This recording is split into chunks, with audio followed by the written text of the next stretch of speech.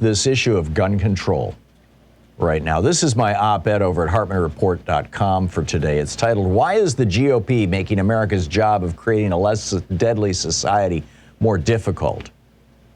And although I didn't point it out in the article, and perhaps I should edit it in now, now that it occurs to me,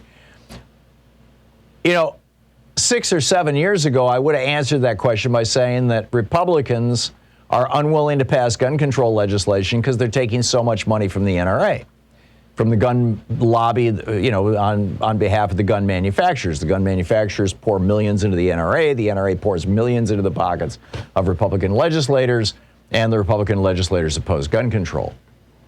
But the NRA is just racked by scandal and fraud, and they're a shell of their former selves. They're trying to declare bankruptcy and all this kind of stuff.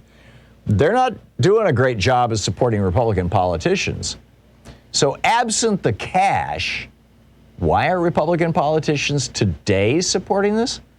I'd say because they're down with this idea of America having another civil war. As I point out in the article, expect this whole gun control debate to go on steroids this next 12 months because Beto O'Rourke is running for governor of Texas.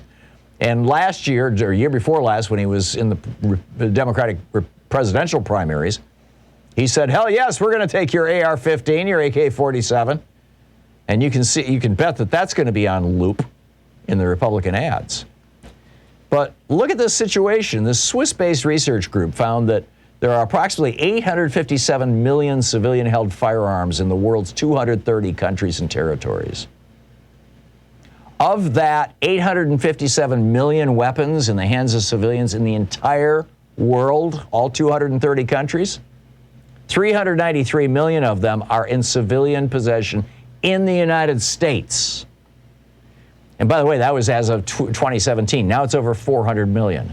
So we got 400 million out of the 857 million firearms in the world.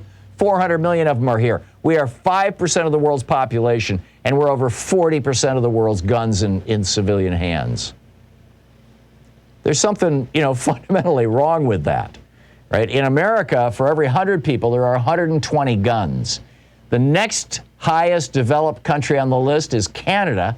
They have 34 guns for every 100 people. And then it goes all down from there, all the way down to South Korea, Taiwan, and Japan that have fewer than one gun per every 100 people. And not only do we lead the world in gun ownership, but this is from the American Journal of Medicine. U.S. homicide rates are 7 times higher than other high-income countries, driven by a gun homicide rate that's 25 times higher. For 15 to 24-year-olds, the gun homicide rate in the United States is 49 times higher, 4,900% higher. Firearm-related suicide rates are 8 times higher in the United States. Unintentional firearm deaths, 6.2 times higher in the United States. Overall firearm death rate in the United States from all causes, 10 times higher than the other 23 developed countries.